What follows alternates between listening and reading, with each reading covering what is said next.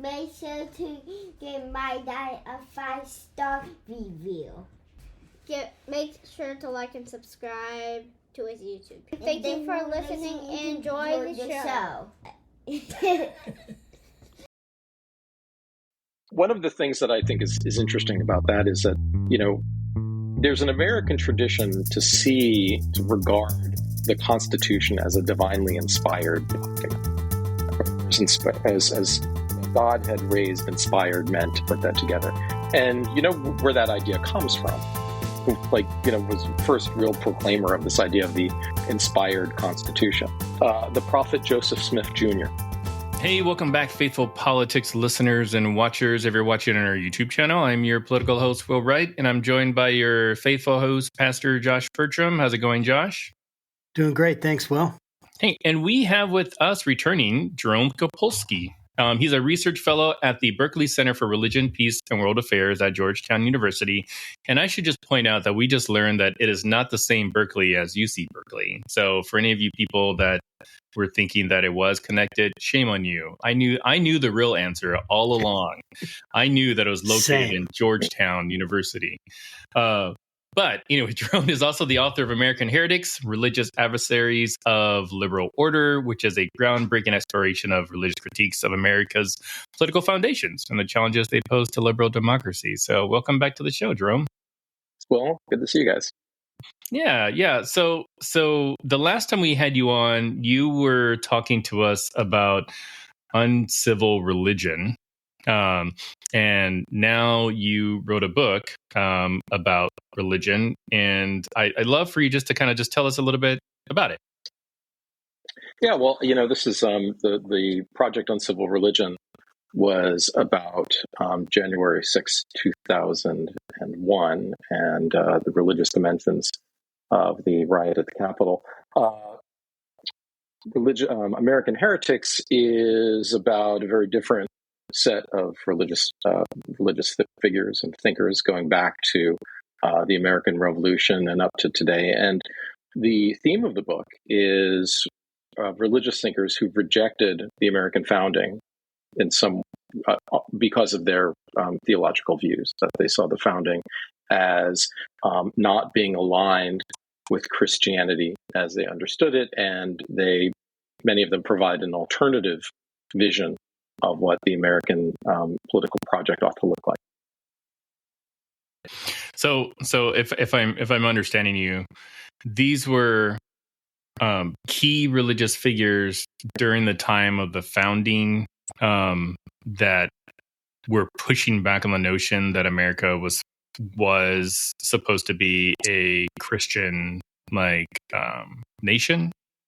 Yeah, I guess a way of framing the book is, we have a conversation in sort of American life today, going back several decades, about what did the founders intend? What kind of state, what kind of nation was the United States intended to be? And on one side, religious conservatives tend to argue that the United States was really founded as a Christian nation in some way. That the founders were Christian.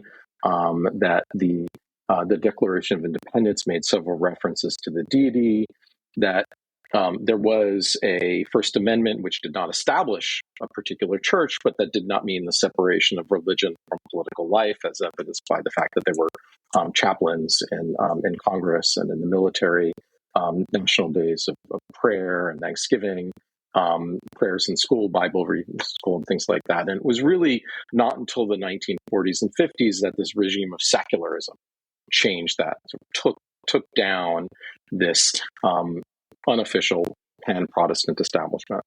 And there's another view, the secularist view, which argues that the founders actually established a modern Enlightenment secular regime, although secular would not be the term that the founders would use, and that the Constitution's First Amendment was explicitly put in to not have an establishment of religion as pertained in, say, Great Britain or throughout Europe, that the free exercise of religion meant that the state did not have jurisdiction over people's religious lives, and that this in many ways might have been honored in the breach throughout American history, but the real intention was a break from the notion of Christendom, the kind of Christian nations that existed in Europe prior to the American Revolution. And what American Heretics tries to do is look at a third tradition of thinking about the American founding and the American political project. And these were thinkers, these religious thinkers who agreed with the secularists that the United States was not founded as a Christian nation, as they understood a Christian nation to be, and that this was a mistake, right? And that the problems that the United States has faced and endured since the founding, in many ways, could be sort of tracked down to this original failure of properly constitutionalizing religion in the American Republic. So I begin during the American Revolution, looking at Church of England loyalists who opposed the Patriot Project, and were writing in their pamphlets and in their sermons against the wrong ideas that were being proclaimed in the Declaration of Independence. Right, the idea that human beings come together to form a social human beings are endowed with natural rights. They come together to form a social compact to protect these natural rights. The Church of England loyalists have rejected this view in their commitment to the King of England, but also in their commitment to a cosmic order, which they felt that the Loyalist Project was also in rebellion against. And I track this idea of a problematic founding through the early Republic, the pre-Civil War period, and up until today's post-liberals and national conservatives. Are most of the critiques like grounded on theology, or are there arguments being made that are secular type of arguments? Well, I think they're mostly coming from theological commitments. Although one could say that sometimes when they're making their arguments, they will make a functional claim about religion, that like states need an establishment for stability and security and whatnot. But they're often based on the theological claim about the nature of the divine, the nature of creation, the nature of human beings, and the role of the nature of the state, of what political authority is, and the role of the state in cultivating virtue, in promoting the true church, and orienting its subjects to a common good, or indeed their final good. And we'll see, the theology is different. Like the Church of England theology is different from the theology of the Reformed Presbyterians, which was very different from the theology of the Southern pro-slavery Presbyterians. And we could look at the theological differences of conservative Catholics or Christian Reconstructionists and so on. What they all have in common is the fact that they look back at what I would call, what we might call the project of liberal democracy, and see that as fundamentally at odds with their understanding of Christian faith and Christian theology. So what were the arguments that they kind of leveled at the idea that of this democracy? Like why was it such a perversion of the order that they thought should be, this third way that they thought should be practiced and espoused and enshrined in America? What were the arguments that they made against democracy? Why was it such an issue to these thinkers? Yeah, so I can give a couple of different examples. I mean, if we start with the Church of England, the argument of democracy is that they actually believed in sort of a natural hierarchy of beings, and they believed that certain people were born as kings and certain people were born as subjects. And so the idea of democracy, the idea of equality, I should say, because democracy sort of emerges as a political sort of system emerges later, but this idea of natural equality, the idea that people come and join us, that states are formed by social contract, right, by agreement, by consent, is a rejection of what they understood to be the divine order, right? This great chain of being. Now, if we move into after the American Revolution into the period of the American Constitution, the Reformed Presbyterians or Covenanters were a small, very traditional Calvinist sect with roots back in 16th and 17th century Scotland. They supported the American Revolution. They were opposed to the Church of England. They were opposed to the relationship of church and state that England held. But they rejected the Constitution because they believed that the Constitution did not install a properly Christian regime. So they looked at the Constitution, and unlike the Declaration of Independence, the Constitution does not make any mention of God, does not acknowledge God, doesn't acknowledge God, doesn't acknowledge the rulership of Jesus. It doesn't acknowledge the Bible as the source of law. It, in fact, in Article 6, Section 3, forbids a religious test for federal office, right? So this means that someone who's a non-Christian, who's an infidel, right, could become a magistrate, indeed could become the president of the country. They looked at the First Amendment, and they saw not only not an establishment of religion, but the protection of the free exercise of religion really meant the free exercise of false religion, right? So the state had given up its role to protect the true church and promote the true faith. And they also were early abolitionists. They believed that slavery was immoral. So they looked at all of this. They looked at the American Constitution, and they thought, this is an infidel regime, right? And their response to it was essentially to be conscientious objectors, like to not participate as much as possible. So they would not run for office, they wouldn't vote, they wouldn't serve on juries, they tried to stay out of the militias. They paid their taxes because they felt that they really didn't have a choice. They were otherwise law-abiding, but they would not participate politically until such a time as the state sort of changed its ways and became a truly Christian polity. So their argument was not so much against democracy. They actually, during the War of 1812, in which they supported the United States against Great Britain, even though they did not consider themselves full citizens, they argued that the idea of representative democracy, as it was played out in the mechanism of the Constitution, was completely legitimate. So all the Covenanters wanted was essentially to rewrite the preamble of the Constitution to align it with their theology.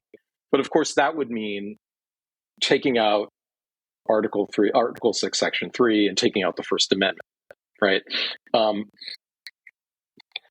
So we can see that as their theological critique of the American project, but also the ways in which they understood that they could enter into or accept the American system at some time in the future. And in fact, they became the leading edge of a movement for Christian amendment, both during the Civil War and immediately afterwards. That's pretty wild. So like I think I might have been confused. So like these are people that basically were telling the founders, like, you're not Christian nationing hard enough, essentially. Mm-hmm. like you're close, but you're not necessarily creating the theocratic, system that we want for you to create.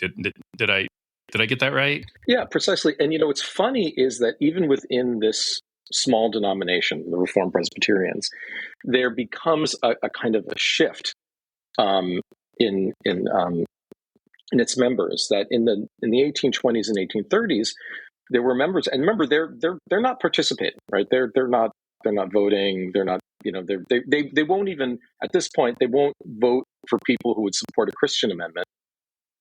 Because they felt that by voting, they're still participating in an illegitimate system, right? So they're pretty hard line.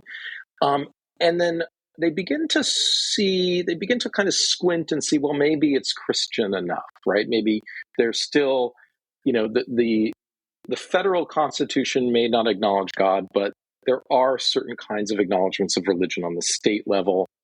Some of in some ways it becomes good enough.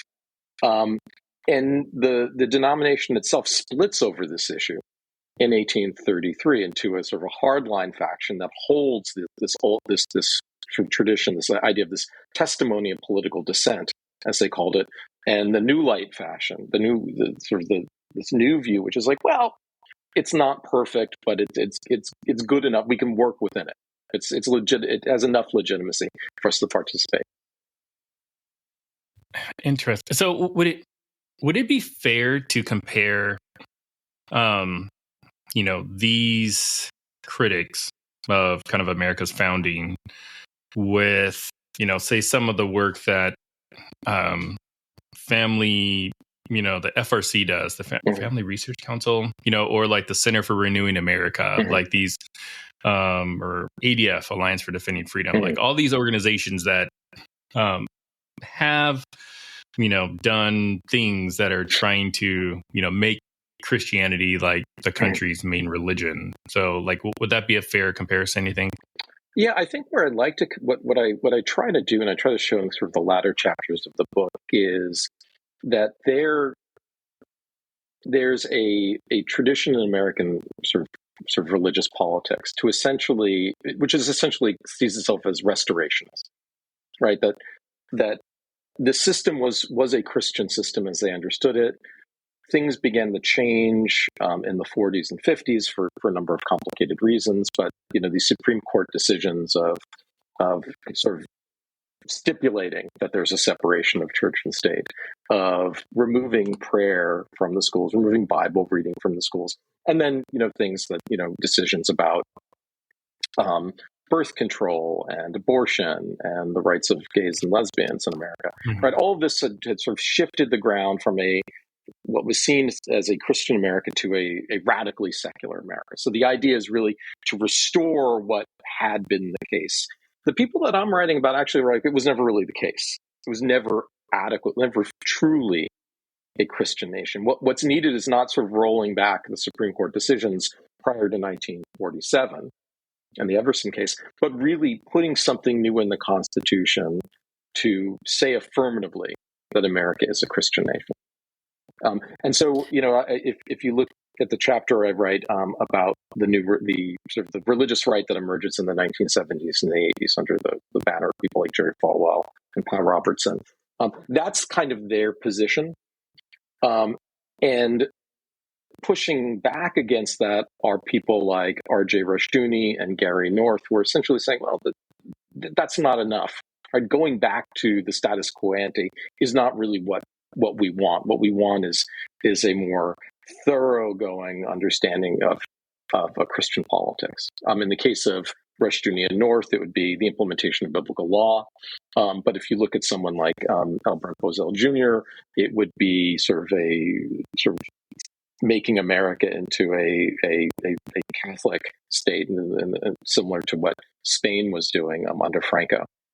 So again, these guys are much more radical than what we call the garden variety religious right.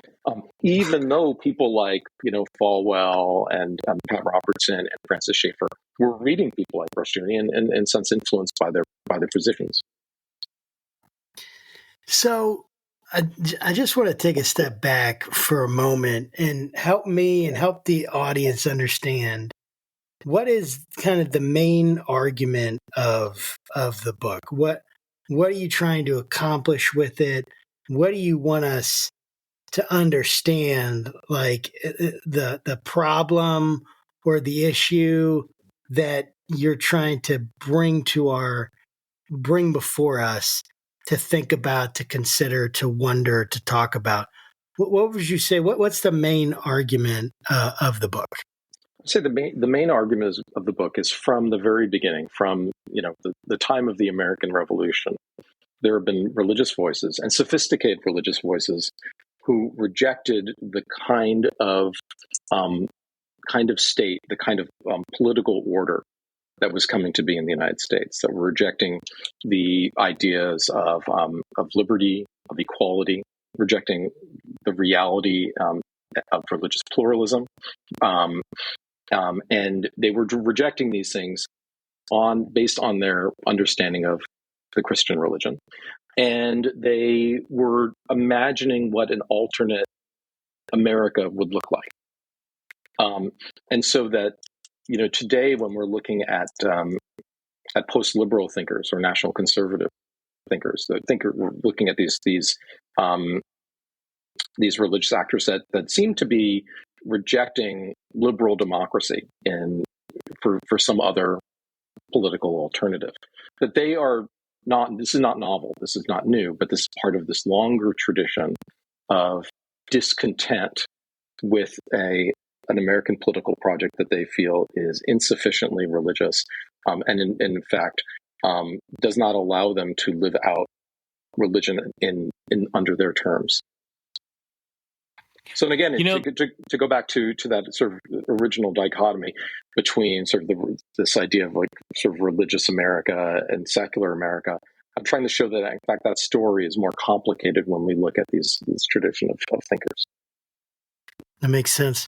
Yeah, I'd love for you to maybe break down like what are some of the key desires or temptations of like religious liberalism. That you explore in the book, and why do you think it just remains this like perennial challenge for our democracy? And maybe before you answer that, talk about like when we're talking about liberal illiberalism, maybe kind of just define those terms so people don't think it's not like liberal conservative or whatever. Yeah, so one of the things I try to do in this book is not to make sort of strong claims about what the founding is, what liberalism is. I'm essentially trying to explicate how these thinkers understand the world that they live in, understand the ideologies that they're pushing up against. I think we could kind of look at least three elements of liberalism as it emerges in the United States that these thinkers don't like. One is the idea of liberty itself, the idea that human beings are free to essentially understand who they are and what their own good is. That this idea of human freedom that is outside of, or at least pushing against the constraints of, an authoritative tradition. That makes them very uncomfortable. Two, the idea of equality, political equality, that many of the people that I'm looking at in this book sort of believe in hierarchies, believe in natural, sort of ordained hierarchies of people. And that could be, the hierarchy that we described in the Church of England, which, starts with the king and goes all the way down to the commoner, sort of, the metropole to the colonies.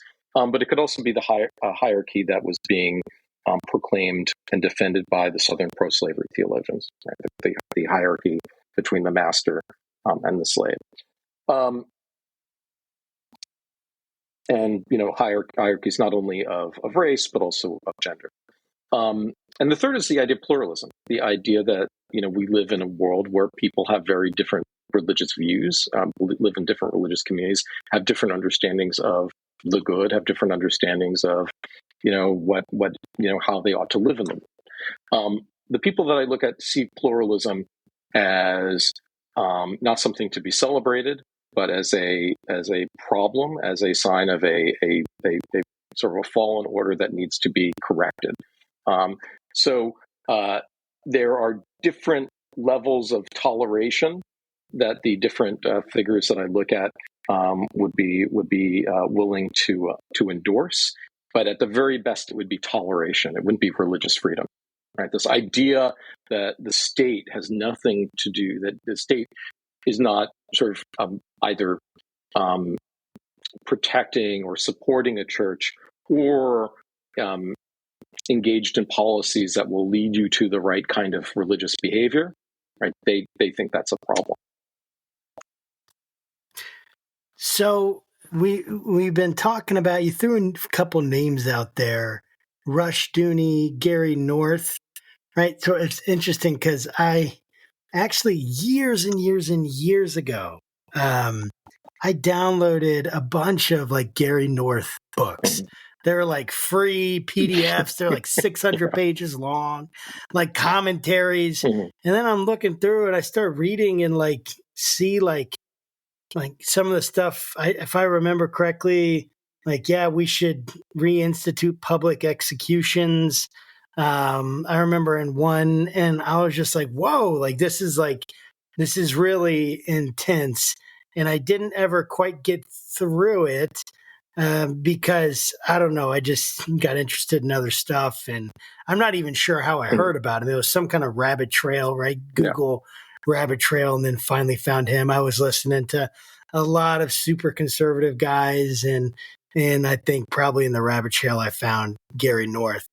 I would love for you to kind of talk about, like, what are they actually proposing? So I get that they're saying, hey, it's not enough to go back. We need to restart. But what would that actually look like? And how concerned should we be about them, these voices? I don't know. Like, are they mainstream? Are they marginal voices? Like, how concerned should we be that, Trump and when he runs for his third term in 2028, or tries to declare himself king or whatever it is, how concerned should we be about Gary North or Rushdoony, or I don't even know if Rushdoony's still alive, but or either of them are still alive, but if they would be on like the council, or one of his advisors or something like that. What do you think? I have a complicated answer. So Gary North died a couple of years ago. Rushdoony died in the 2000 aughts. Rest in peace. Yeah, and they were the architects of something called Christian Reconstruction, and really the best sort of primer on this is a book by Michael McVicker on a super great intellectual biography of Rushdoony. And essentially, what Rushdoony comes out of the Presbyterian tradition. He's an arch Calvinist, and he he's trying to kind of make sense of modern America and the secularization of the 50s and 60s, and he believes that the law of the biblical law, the law of Moses, was not superseded with Christ. That the laws that are detailed in Exodus and Numbers and Leviticus and Deuteronomy, they're still binding on humanity, except for the ones that were explicitly sort of removed by Jesus. But the rest of them are still binding. And that is the law that human beings ought to live under. He believed that the modern state was a pagan institution, and he had a kind of, we'll call it a spiritual libertarianism. He believed that there was particular spheres of authority, the sphere of the household, the sphere of the church, and the sphere of the state. And the sphere of the state was really just kind of mutual defense, kind of, sort of holding, providing sort of the guardrails of the society. But most stuff is going to occur at the level of the household and the church. So he was not a big state guy. He actually wanted a radical devolution of authority down. But he believed that those laws that had been sort of legislated by Moses were the laws that a society ought to live by, or to implement and live by. Now, he didn't think that this was going to happen anytime soon or quickly. He also, and this is an important point to make, he was a postmillennialist, which means that he did not believe that Jesus was going to come soon, wipe everything away, and sort of institute the millennium. He believed that after Jesus' death, it instituted a new time came in, and that Christians were meant to essentially build up a Christian society. And at the end of that millennium, Christ would return. So the role of a believing Christian was to essentially work to establish this kind of Christian society, and it may take hundreds of years or 1,000 years, but that was the charge. And in this, he stood in a certain tension with the evangelicals of his time, people like Falwell and Robertson, who were premillennialists, right? Who believed that this world is doomed, that the apocalypse will happen, and then things will be sorted out by Jesus. What this meant was it made sense. Christian politics made sense. It was the charge of human beings, of Christians, to exert dominion over the world, right? To make the world more Christian. And his understanding, and later Gary North, who was his first major disciple, his his son-in-law, and then Gary North essentially breaks and starts his own Christian Reconstructionist movement. The Bible was the blueprint of this new Christian society that would be reconstructed. So they were in the 70s and 80s. They were working with people in the new religious right, even though they differed with them on these theological issues. They were working with them particularly in legal cases regarding homeschooling and Christian academies, because they believed that government schools were illegitimate. Like, government schools were the established church of the United States that were sort of teaching this religion of paganism that they needed to fight back against. But you can hear this idea of taking dominion, this idea of a politicized Christianity, gets taken up into other currents in American religion, and indeed world religion. So if you go and you listen to certain preachers in the charismatic or Pentecostalist tradition, particularly those associated with the New Apostolic Reformation, right? You hear this idea of the Seven Mountains Mandate, right? And the idea of taking dominion, right? That's taking a lot of the language from these Reconstructionists and bringing it into their tradition. You also hear this kind of language and influence in people like Doug Wilson, right? And sort of what's going on in places like Moscow, Idaho. These theobros, to a certain extent, who see their religion as something that takes place not only within the church, but should take dominion, take control over swaths of society, whether it's sort of their economic life, political life, other spheres of human endeavor. So, I don't know how many Christian Reconstructionists of the Rushdoony or Gary North type are still active today, but their ideas are certainly active in the charismatic movement and also in these kind of neo-Calvinist churches. Yeah, I definitely. Go ahead, Josh. Sorry. I was just thinking. I just want to make sure I wrap my head around it. That's all. So you have Rushdoony, who then discipled Gary North. Both these guys influenced major evangelical voices in the 60s, 70s, 80s. And then, obviously if they influenced Doug Wilson, he's become a fairly large evangelical voice, or whatever you want to call him. I don't know, but a large Christian voice in that particular kind of Christianity of, hey, we need a Christian society. And so the vision is, if they get in power, the vision is what? Get rid of the Constitution and rewrite the Constitution, or give a different, just completely scrap it. Just, hey, the Bible is our Constitution. What is the vision that's being, I understand it's a Christian nation, but what kind of Christian nation, I guess? What would that even look like? Yeah, it's interesting. Gary North, there's this big argument that Gary North and Rushdoony have in the 80s about the Constitution. And Gary North, you mentioned, he wrote like a book a year, and each of these books were like 600, 700 pages, right? He was a prolific guy. And then he puts it all up on his website for free. He wrote a book called Political Polytheism. I think it comes out in 88.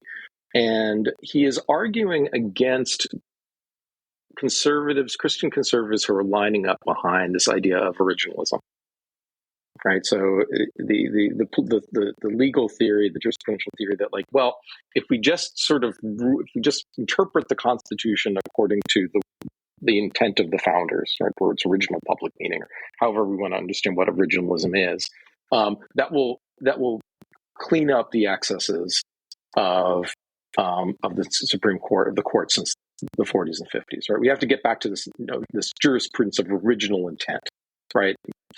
And Gary North kind of looks at that. Well, for Rushdoony looks at that and goes, well, that won't be enough, because unless what really needs to happen is not that we have to clean up the Constitution, but people have to come to the right religion. And that's not just Christianity, but it's a certain kind of Christianity. Because Rushdoony is very critical of premillennial dispensationalists of a kind of pietism, of kind of a Christianity that is afraid to exert itself in the world. Right, that's what he's opposed to. So for Rushdoony, we can talk about originalism, but that's not going to solve the problem. What America really needs is a great awakening, more people coming to the true religion, more people coming to his understanding of Christianity. North goes a little bit further. North, at this point, had broken with Rushdoony, so he was eager to find another place to differ with his former mentor. And he argues that the Constitution was drafted as an anti-Christian document. He believes that it emerged due to a Masonic conspiracy in Philadelphia. And the whole purpose of the Constitution was essentially to, over time, suppress true Christianity. So, wow. So in political polytheism, he says, what do Christians need to do? Well, one of the things we need to do is rewrite the Constitution. And he actually sort of provides what he thinks the preamble of the Constitution ought to be. And of course, this would mean, if this were put into place, it would mean removing the protections of religious liberty that Americans have enjoyed since the founding, since 1787.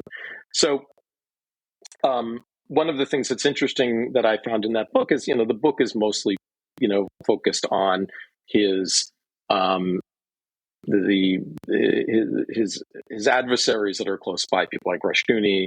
I could mention Francis Schaeffer, who was in many ways an intellectual conduit from Rushdoony and North to people like Jerry Falwell and Pat Robertson. Really? Yeah. Wow. But there's his book, A Christian Manifesto, which Schaeffer published, I think, in the early 80s, in 1982, was in many ways taking Rushdoony's ideas and transforming them to this more popular idiom. I think I have that book, Jerome. I think I have that book. All right, so I found that in my wife's grandpa's. He gave it to me. And Rushdoony complained that he was essentially taking his ideas, but not properly attributing them to him. So North, publishes this book, and he dedicates it to the Reformed Presbyterians, the Covenanters, right? Those original conservative Scotch Presbyterians who rejected the Constitution because they felt that it was an infidel document. I have to ask, to what end were a lot of these, critics, what was in it for them, essentially? Much in the same way of today when we look at Oklahoma, and Ryan Walters, and he's trying to do all these things and basically make Oklahoma like the first Christian state. An outsider like myself who lives in Virginia could say, oh, that's probably just a power grab. They're using religion to kind of get people to vote and do certain things that they want them to do. But back then, what was the end goal? Well, I think there were different motivations, depending on which people we're talking about. So, obviously the Church of England loyalists were interested in preserving their position in American society, right? They were interested, they supported not only the Church of England, but also the British Imperial Order, and that essentially they were functionaries of. And I should also say that within the Church of England in the American colonies, there was a difference of opinion about the notion of establishment, about the American Revolution itself. So as we know, many of the people who were participating in and who were leaders of the American Revolution were officially members of the Church of England, Jefferson and George Washington and so forth. The first prayer that was given at the Continental Congress was given by a Church of England clergyman named Jacob Duché out of Pennsylvania, out of Philadelphia. So some of this was a way of sort of protecting one's own position. Certainly, what the Southern pro-slavery theologians were doing was trying to provide a theological, biblical justification for the order of slavery, right? That their society had been built upon. But if we look at other people like the Covenanters, or if we look at say the Catholic integralists, that they are imagining a counter society right? L. Brent Bozell and the people who are writing for his Triumph magazine in the late 1960s are looking at a liberal America that they felt has failed. Right? They're looking at Vietnam War, they're looking at the student protests, they're looking at the urban riots, they're looking at feminism, they're looking at the public acceptance of homosexuality and abortion, and they see this as a society, as a culture that has failed. And they see they argue that the reason these things are happening is because people have become unmoored from the truth, with a capital T. So Bozell's critique is of the American founding, it's of the Declaration and the Constitution, but it's also a critique of modernity, of sort of the Enlightenment, of the Reformation. It's a critique of human thinking that is broken from his understanding what human nature is and how human nature ought to be sort of guided by political order. So what did he want? He wanted a polity, he wanted a society, he wanted a culture which was in line with truth as he understood it, and Christian revelation as articulated through the Catholic Church. That's what he wanted. And Rushdoony, and Gary North, instead of the Roman Catholic Church, it was their understanding of biblical law, and so on. So I'm trying to, again, wrap my head around all this. It's absolutely like mind blowing, because it's like, on one hand, you get a lot of fear sometimes, I feel like, from the left about, hey, these guys are trying to take over. They're trying to make this a Christian nation. And a lot of people I talk to, they're like, well, yeah, I mean, if by Christian nation, you mean, one with some Christian morals, and, that a lot of people are Christian in it, or they don't really see anything wrong with that. We're still global players. We still want to allow people of different religions in here and all that. And so you have like this one, I don't want to call it a caricature, but this kind of persona of this kind of far right, religious right thinkers like Jerry Falwell, like Francis Schaeffer, which, I was influenced deeply by his book, How Then Shall We Live, right? That was different than his Christian manifesto. And I didn't realize kind of how tied in he was to the political part of all of this. I remember watching this really old video that he was in. He's talking about the foundations of Western society and all that. In his lederhosen, right? Walking around the art museums in Italy. Yeah.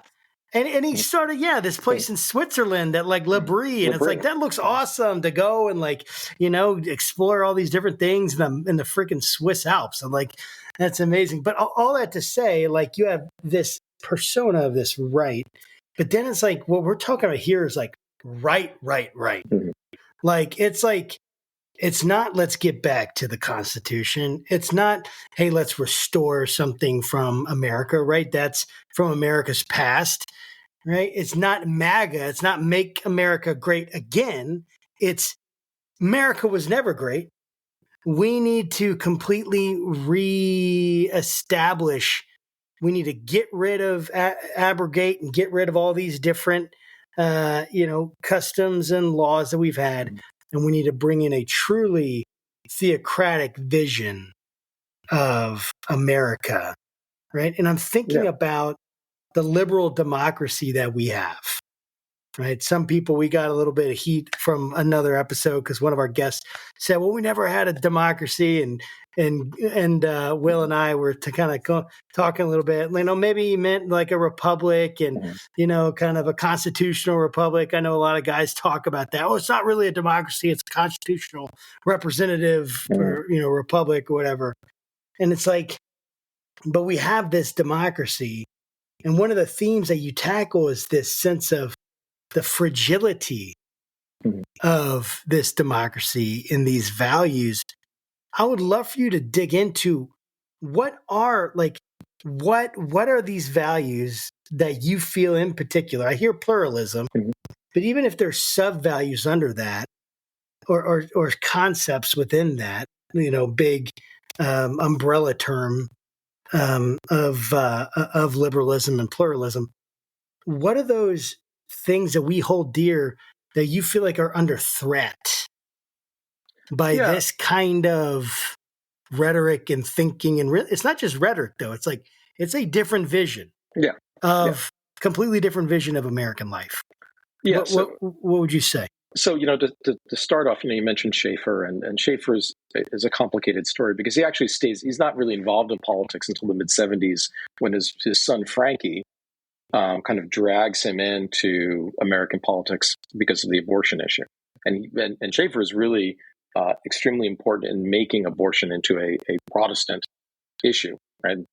And so he enters into American politics. He hadn't lived in America since the 50s. Really, been as you mentioned, Bree running this kind of Christian retreat, and he writes a Christian manifesto. As I mentioned, Rushdoony complained that he wasn't adequately cited there, but North and Gary DeMarc complained even more deeply that he didn't have the courage of his convictions, because if he were truly following the thinking of Rushdoony and the Reconstructionists, he wouldn't end on, well, we need to restore, the American constitutional republic prior to the secularization.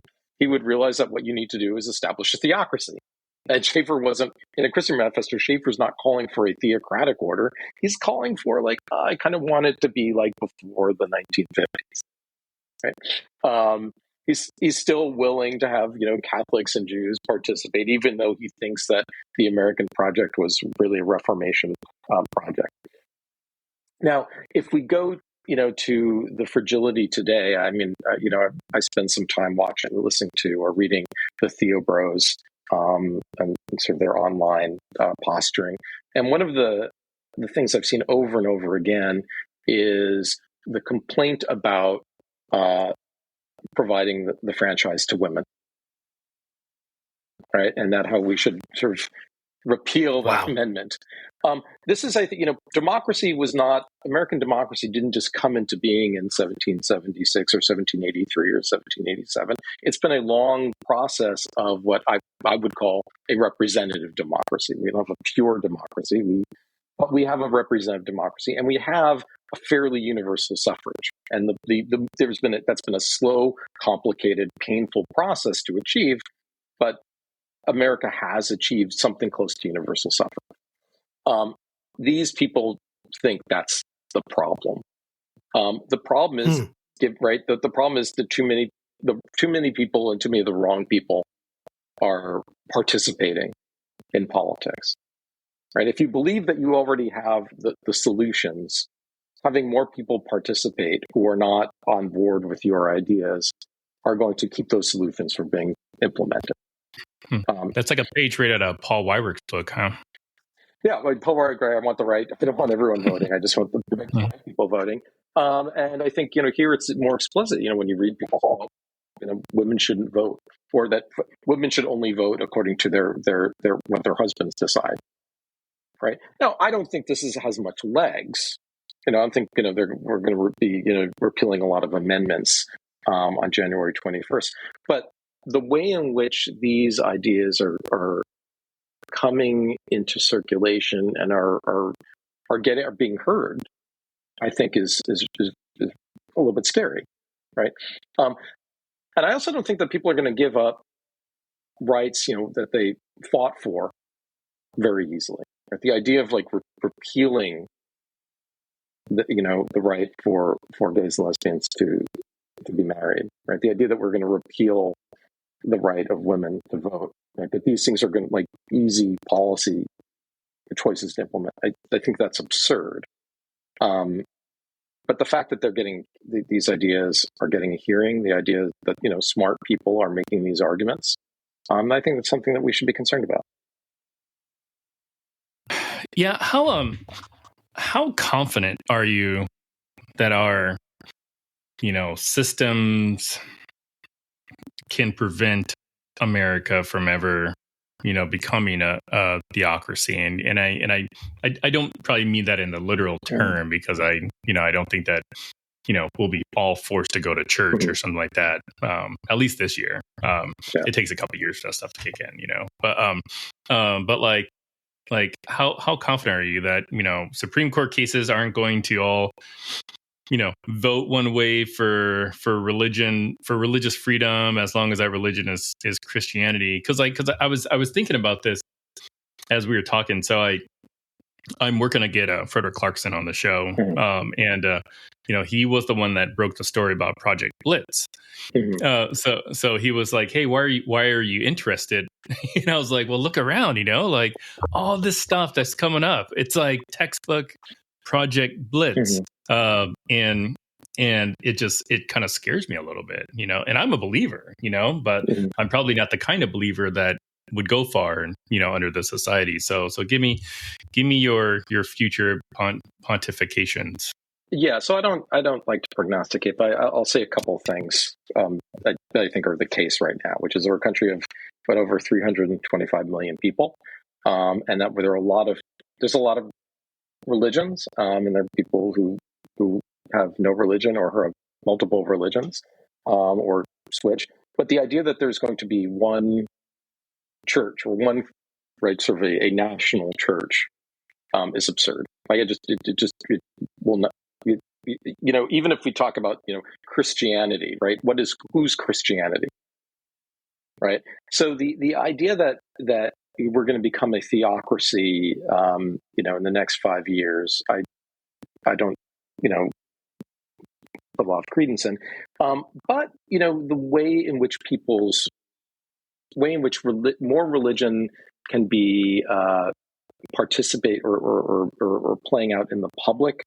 In the public political space, I think that's plausible. I think the Supreme Court in recent decisions has endorsed that. I think that there's also, you mentioned textbooks. One of the ways, one of the things that people in the Christian right have been interested in is if you can't have the public schools, and you may actually, for ideological reasons, be suspicious of public schools to begin with. Right, you want to have more sort of control and more resources for either homeschooling or Christian academies, right? So, taking resources from sort of the public funds and using them for Christian schools, for parochial schools, for homeschooling, what have you. What does this mean as going forward? I don't know.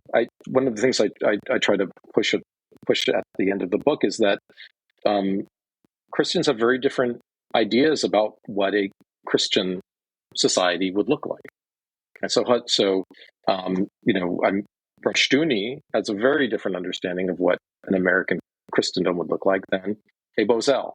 The Church of England loyalists back in the day had a very different understanding of what that Christian America would look like than did New England Congregationalists or Reformed Presbyterians. At some point, even though religious traditionalists might see themselves as co-belligerents in a culture war, when they start getting traction, when push comes to shove, they still will differ very strongly on certain fundamental issues. Right. So if we look at Bible reading, we see this even with the Ten Commandments being posted. Great, we're going to post the Ten Commandments. Well, what are the Ten Commandments? Right? Whose translation of the Ten Commandments? What order of the Ten Commandments? Well, there's significant disagreements within Christian churches about what are the Ten Commandments, right? Whose Bible are we going to read? The King James Bible?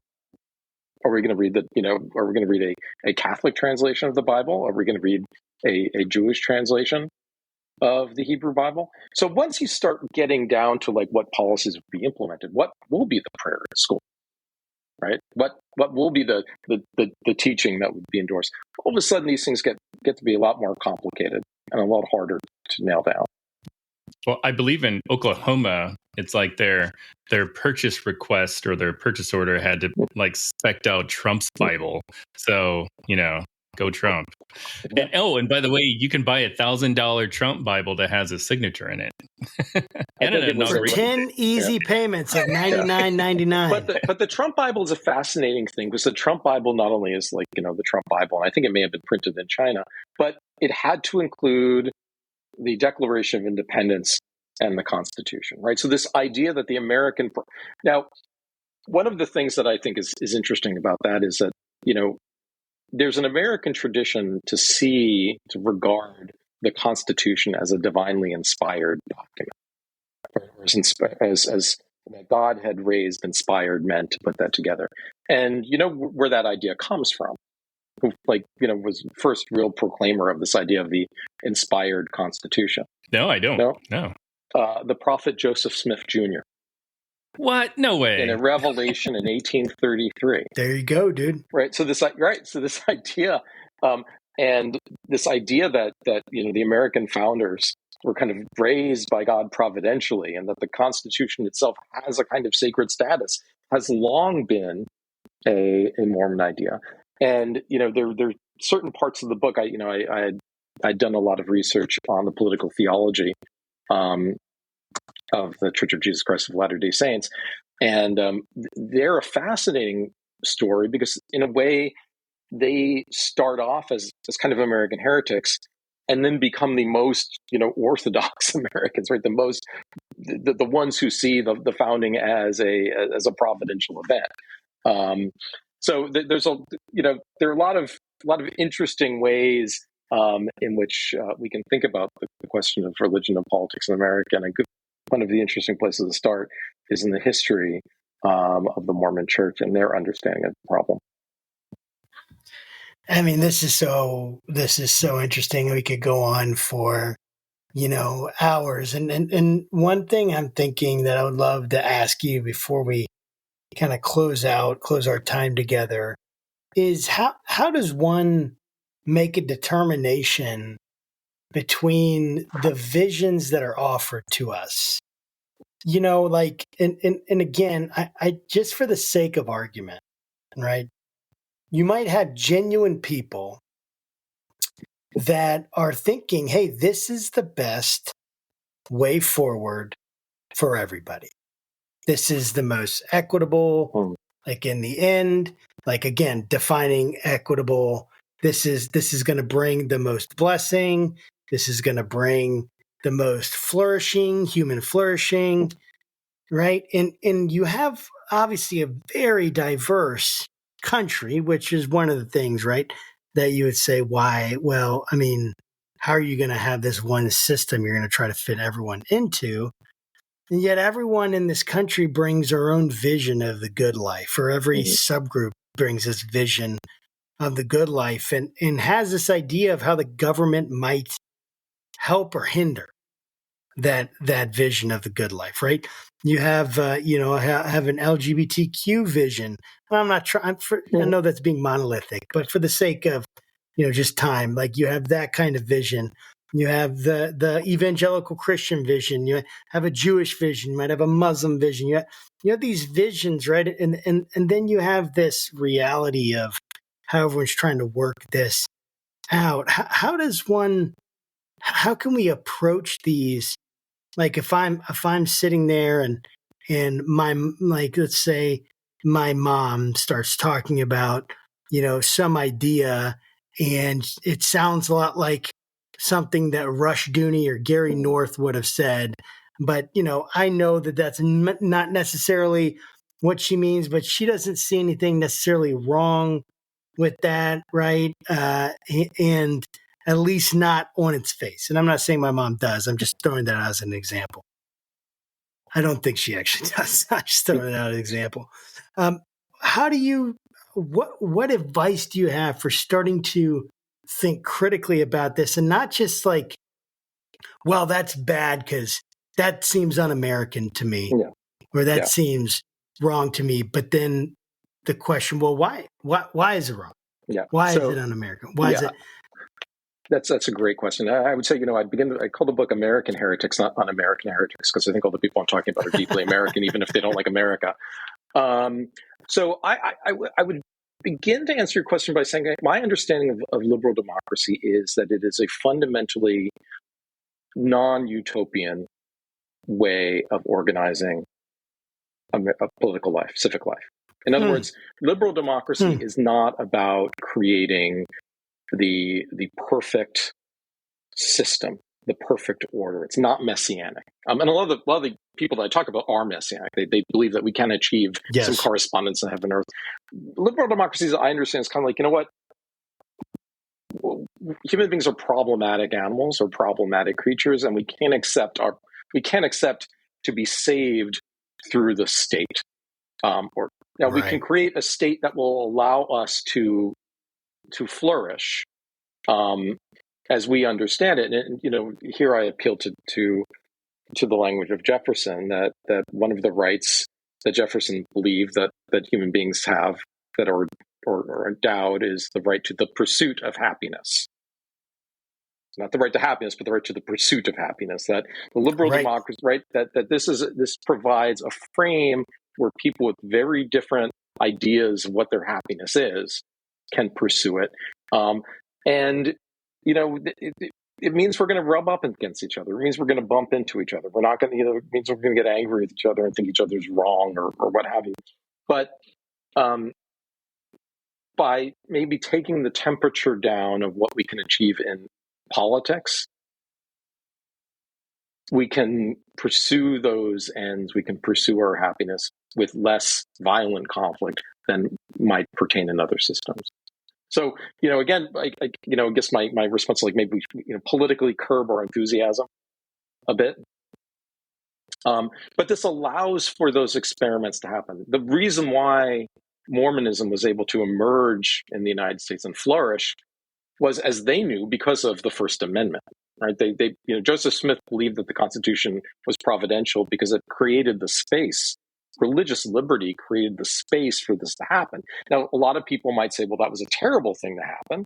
But a lot of people might say, well, actually, this is what's amazing about America, that something like Mormonism could happen, or something like the Pentecostalist movement can happen, something like the Church of Martin Luther King Jr., which you mentioned earlier, that can happen, as well as Rushduni. This all can happen. No one is, able to achieve their ends completely or their vision completely, but we have these different,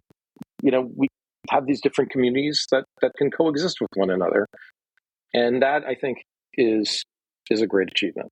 So that's why I am, sort of end the book with a call to recognize the fragility of liberal democracy, but also the benefits, the blessings that liberal democracy has to offer. Well, that's great. I think that was really well said, and I appreciate that, Jerome. How can people follow your work and connect with you and what you're doing? Yeah, you can look at we have a page at the Berkley Center for Religion, Peace, and Global Affairs at Georgetown University. So you can check me out there, and hopefully we'll have an opportunity to chat again. This has been wonderful. Well, thank you so much, Jerome, for coming on the show and spending some time sharing your ideas with us and your book. Thanks for the great work you do. Thank you. We couldn't do it without guys like you that are doing some of that other heavy lifting, and we can have these conversations. So we just love it. And to our audience, thank you guys for joining us. Make sure you like and subscribe. If you're on YouTube following us, that would be great. Share this with someone that you think needs it. Man, we really try to put our heart and soul into these episodes to give you good content that you can think about. It's thought-provoking, and I think today has been just as much of an example of that as any. And we just want you guys to be blessed by this and to be challenged by it in whatever way that works for you. And so thank you for following us and being here with us and sticking with us to the end of this conversation. And until next time, guys, keep your conversations not right or left, but up. And we'll see you then. Hey there, Josh Burtram here, faithful host of the Faithful Politics Podcast. I want to let you know about a compelling new spinoff, the Faith Roundtable, where I'll be interviewing top faith leaders, theologians, and scholars to unpack the pressing issues that are shaping the church in America today. We'll dive into topics like faith in public life, social justice, and how we can engage our communities more effectively. Make sure you don't miss any of our enlightening conversations by subscribing to it on our YouTube channel. Join me at the Faith Roundtable, where deep discussion meets thoughtful insight.